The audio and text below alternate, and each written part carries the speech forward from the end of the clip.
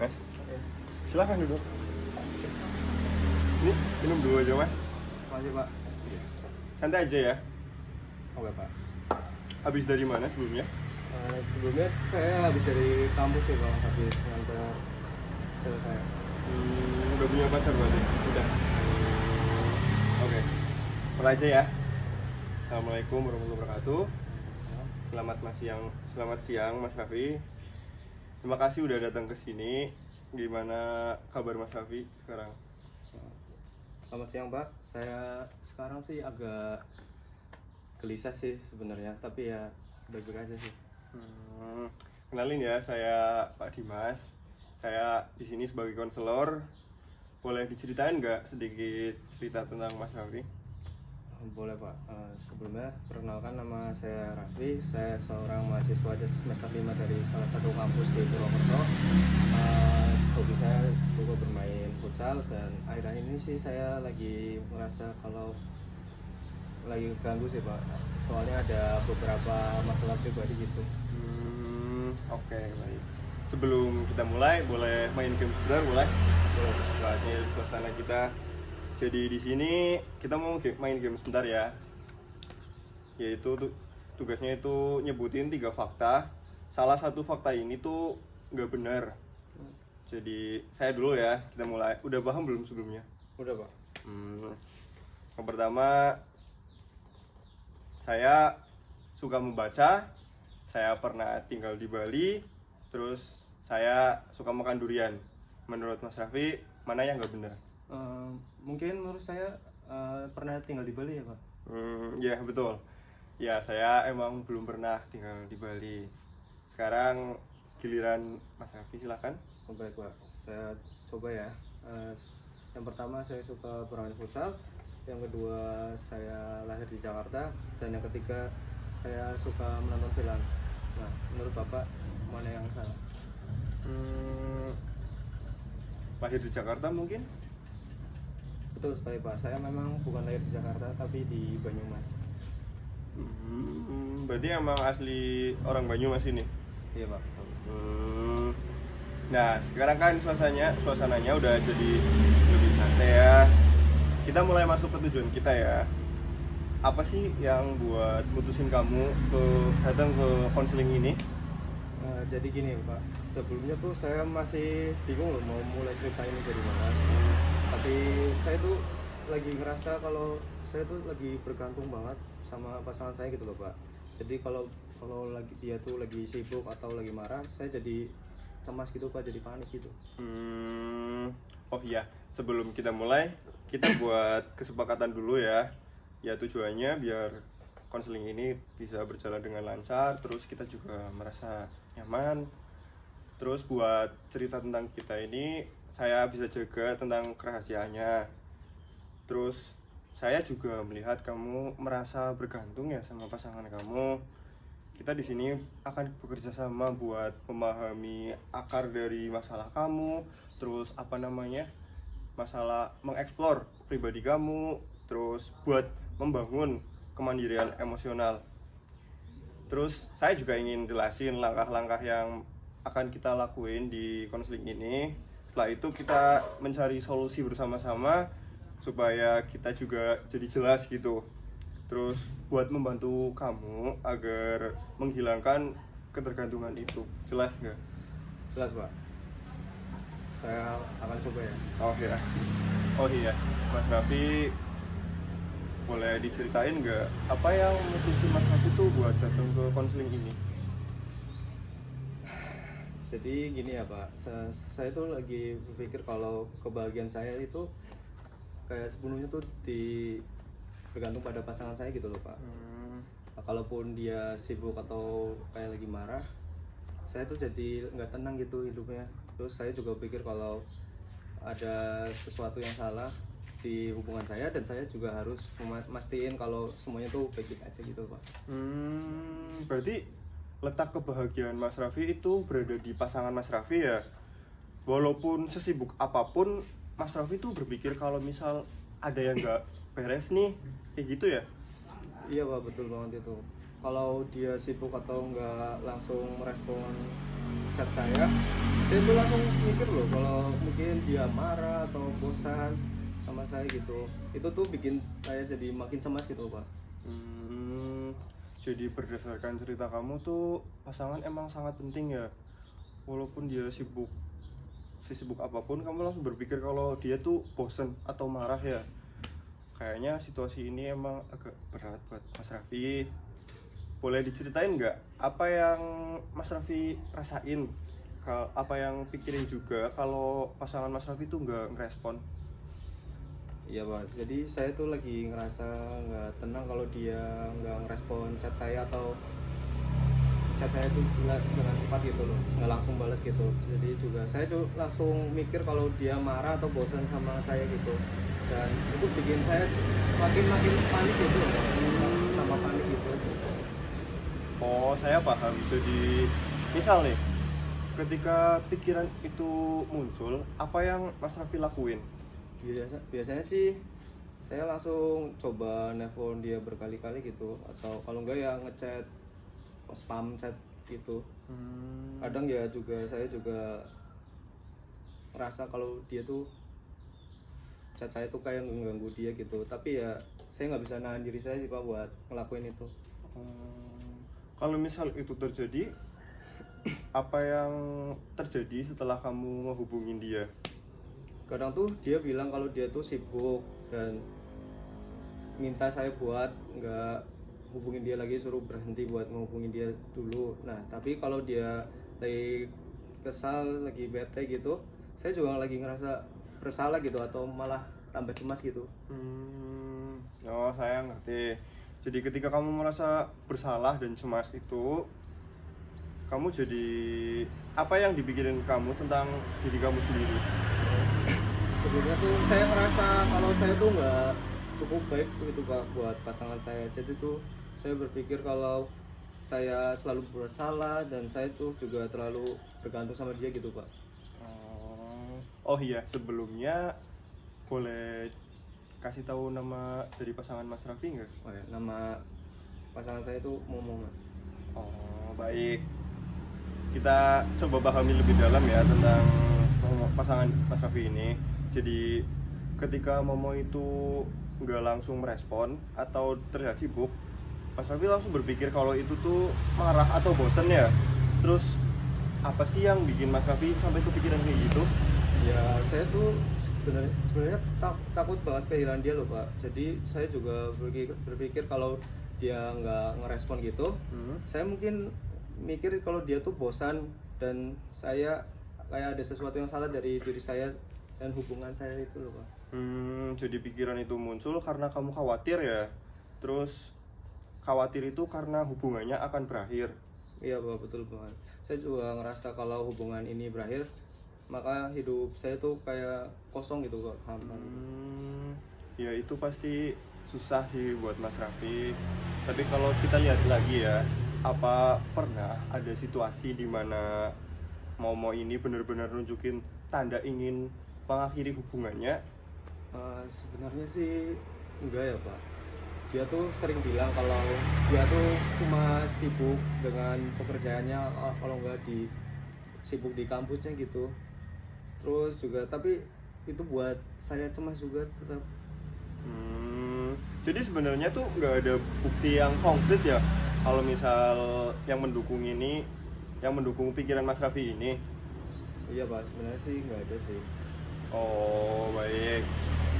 Saya di sini ingin membantu Mas Raffi buat memahami situasi dan menemukan cara untuk mengelola perasaan cemas. Gimana, Mas Raffi?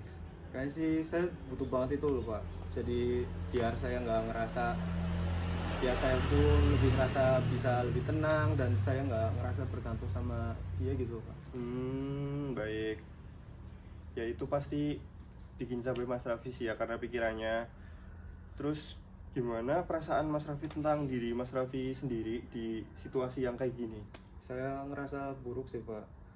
Soalnya saya berpikir kalau saya tuh terlalu bergantung sama dia dan saya tuh nggak cukup baik loh buat jadi pasangan yang mandiri gitu. Oh, jadi kayak gitu ya, udah jelas lah kita punya gambaran tentang masalah Mas Raffi. Terus terima kasih ya udah mau berbagi cerita Mas Raffi dengan jujur, saya bisa ngelihat kalau ini tuh emang sesuatu yang memang sangat penting ya buat Mas Raffi. Dan Mas Raffi pengen ada keinginan kan buat berubah.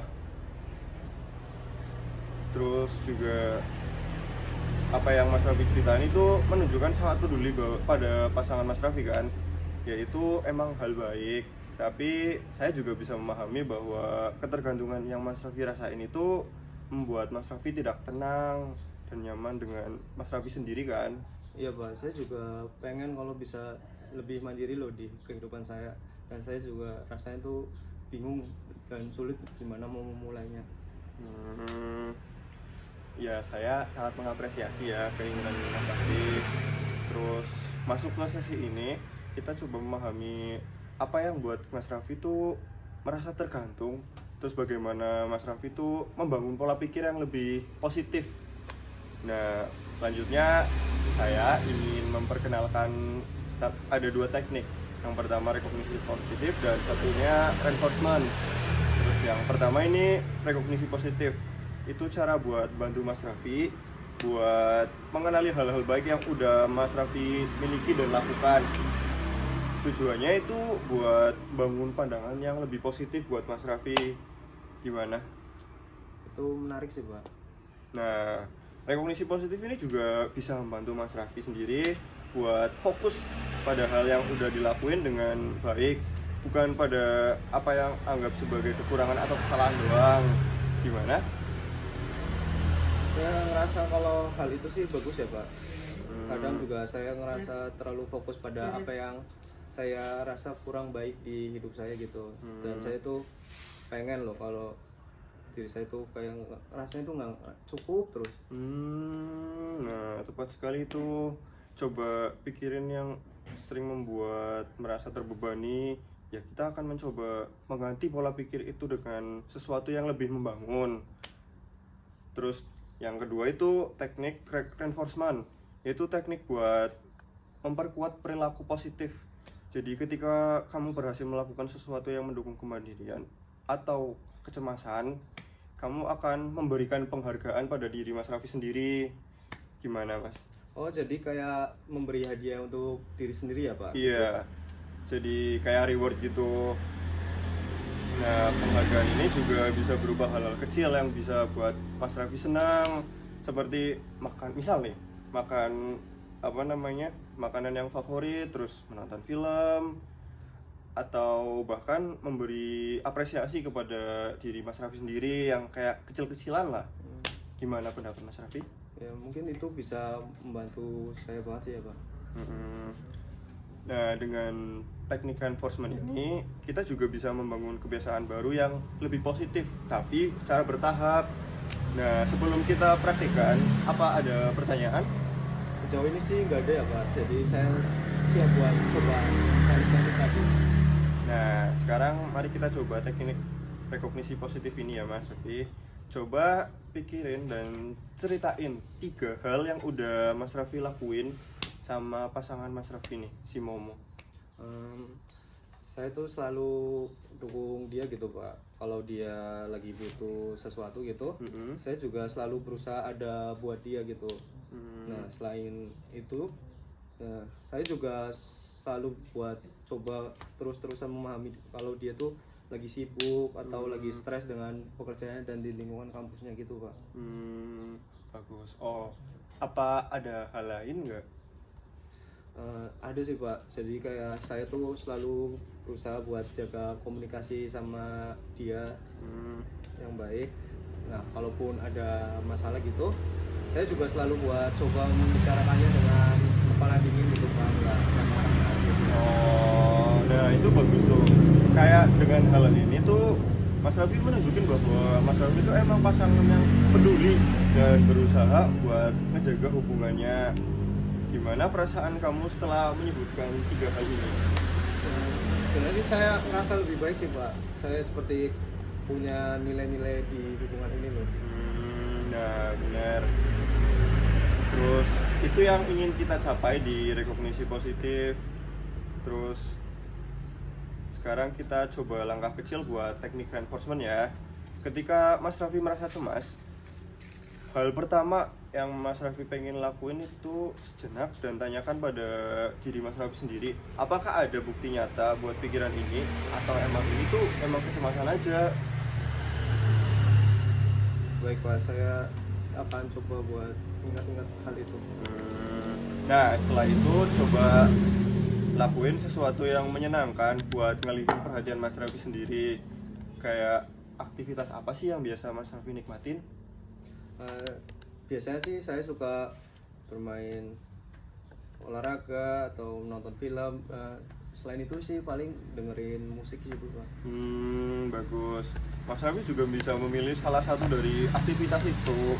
Misalnya nih, menonton film atau mendengarkan musik. Gimana perasaan Mas Raffi kalau kayak gitu? Saya sih biasanya jadi lebih tenang dan rileks ya Pak. Nah, itu juga salah satu tanda bahwa aktivitas itu tuh efektif buat Mas Raffi.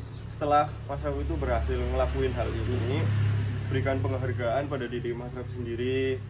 Apa yang menurut Mas Raffi itu bisa menjadi penghargaan kecil buat Mas Raffi sendiri? Mungkin saya bisa makan makanan favorit saya gitu sih Pak. Kalau enggak nonton film yang saya suka sih. Nah, itu juga ide bagus. Dengan cara itu Mas Raffi bisa memberikan penguatan untuk perilaku positif Mas Raffi, sehingga buat lebih mudah itu buat mengulanginya di masa yang akan datang.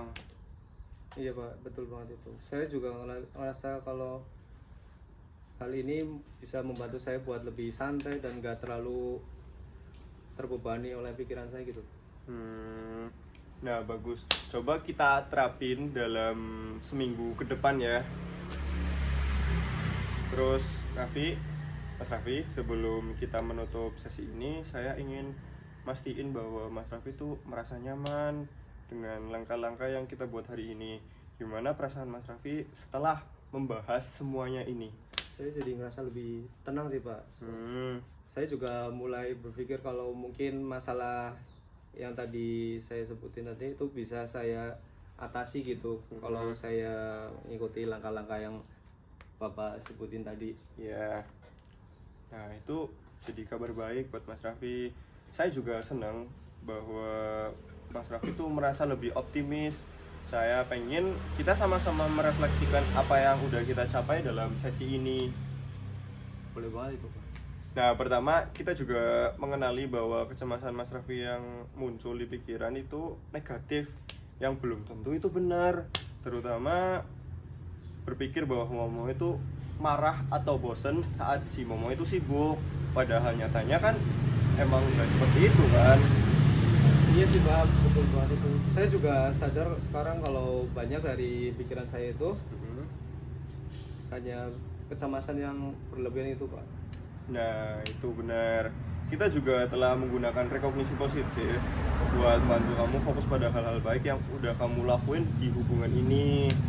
Terus kamu juga menyebutkan bahwa kamu selalu mendukung Momo, mencoba memahami saat dia sibuk, karena ini adalah salah satu perilaku Mas Raffi bahwa menunjukkan menjadi pasangan yang peduli dan bertanggung jawab.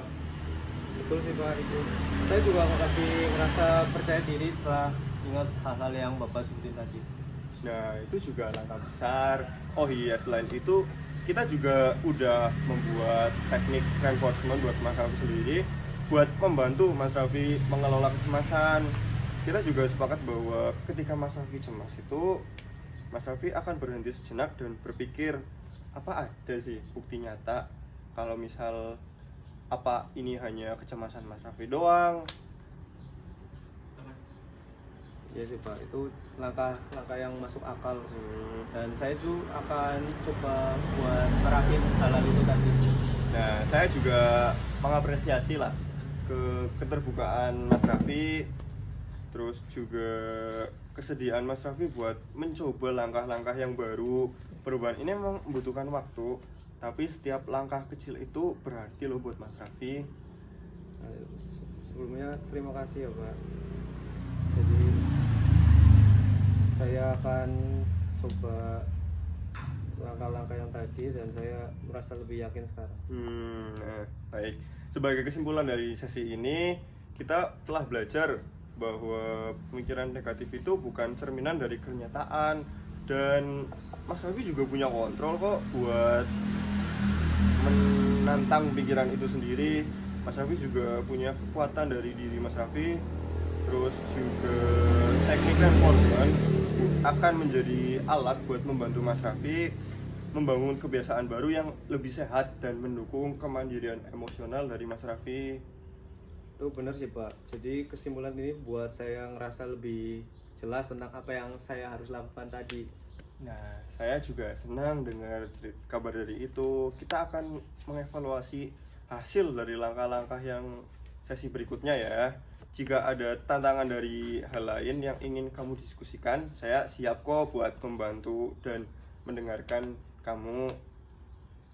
Baik Pak. Nah, sampai jumpa ya Mas Raffi. Terima kasih udah mempercayai dan membuat saya mendampingi permasalahan dari Mas Raffi.